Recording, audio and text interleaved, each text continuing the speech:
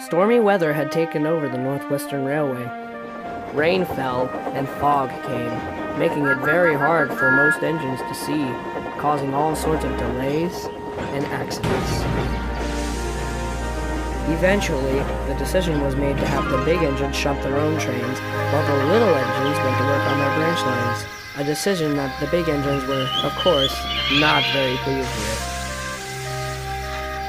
How disgraceful, Grumbled Gordon one morning.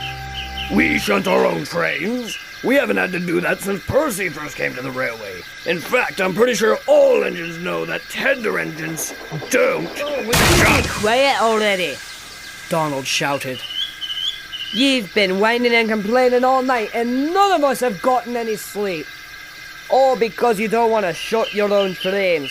So I recommend that you be quiet and let us sleep.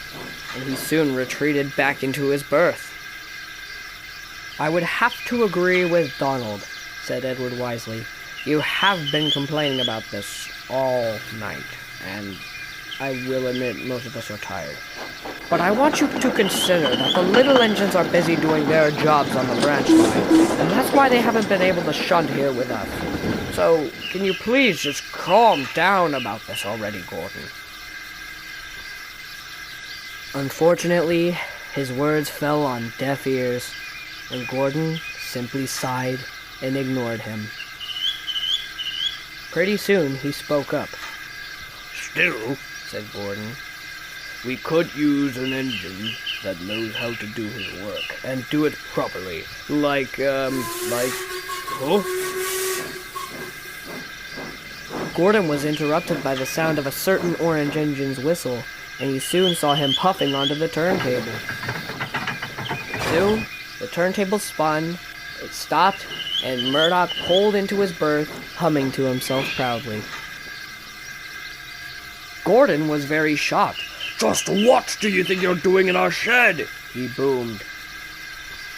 Oh, well, your controller has brought me on to do some of your work because of all this, weather.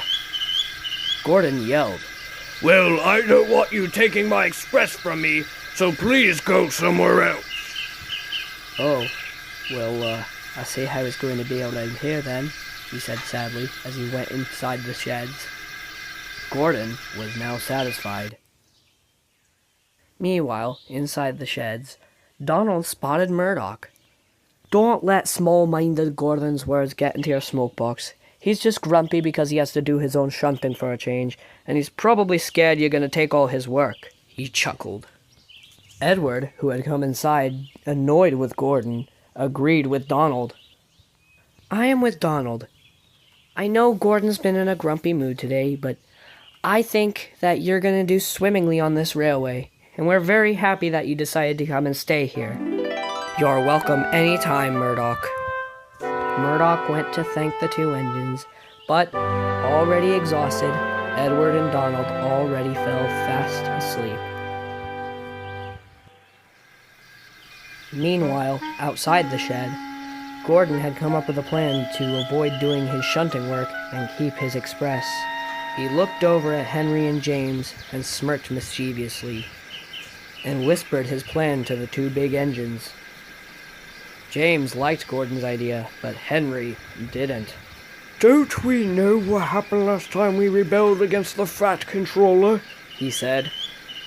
Gordon and James went silent for a moment, embarrassed, but they both smirked at each other, knowing that they were going to put their plan into action later that day. Sure enough, a chance came. James had to pull a goods train, and he smirked over at Gordon. James sluggishly came into the station, noticeably slower when he was pulling and pushing the trucks around, bumping them into their proper sidings. The other engines gave him suspicious expressions. Other engines came and went, and James was still in the yard, pushing the same trucks around. By the time he was finally done, he was already 15 minutes late for his goods train departure. James smirked to himself, but then stopped and gasped. He heard a familiar voice.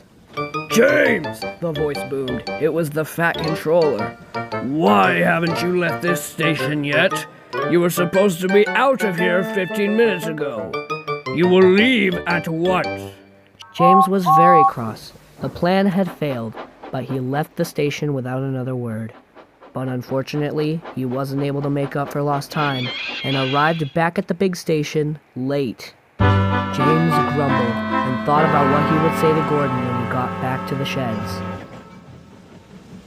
Luckily, it was time for Gordon's Express, and he pulled into the station grandly and coupled to his coaches. Gordon smiled at Murdoch as he passed and pulled under the canopy of the big station. Gordon soon started doing his work, pulling the coaches out of the station. He didn't get far, however, for he stopped beyond the junction. The points switched, and he went backwards into the station. As he came back into the station, he smiled. Gordon smirked as he put his plan into action. However, caught up in his own plan, he had unknowingly given himself Murdoch's passenger train and Murdoch his express. But before anyone could do anything, the guard's whistle blew and Murdoch started slowly puffing out of the station. Gaining speed as he went along the track towards the junction of the big station, whizzing past Gordon. It was then Gordon realized his mistake. Soon, the guard's whistle blew, and Gordon set chase after Murdoch. Murdoch had already flown across the junction of the big station and whizzed through Henry's tunnel. Gordon was finding it hard to keep up with the great engine. Murdoch sped along, not knowing about the situation that had just happened. Gordon came close to matching his pace, but soon had to stop. There was a junction just ahead, and he had to stop. Murdoch sped along, but Gordon had to wait before he could set chase again.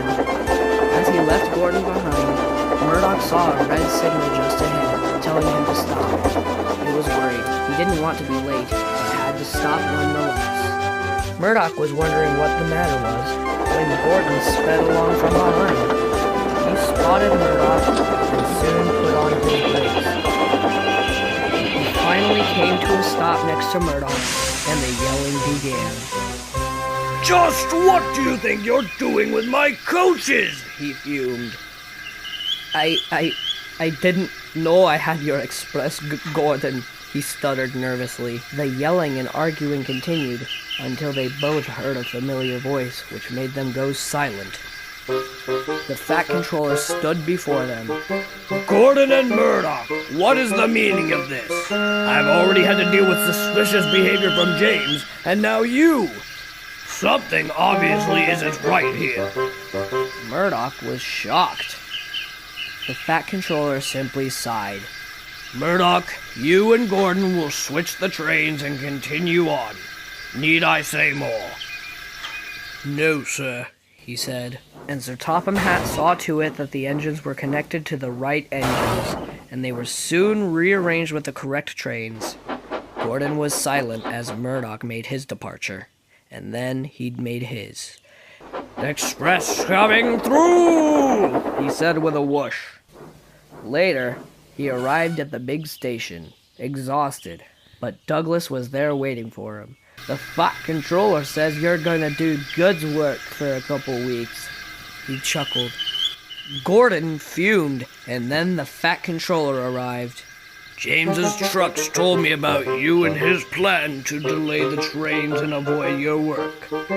As a solution, you will pull goods trains and do your shunting until this bad weather passes. Do I make myself clear? Gordon was speechless. There's a goods train due in 10 minutes, so you'd better start your work now if you want to be out in time. Gordon simply sighed and grumbled to himself as he prepared his next train. All of the other engines gathered at the big station to joke and laugh about Gordon the shunting engine, but I don't think Gordon liked that. Do you?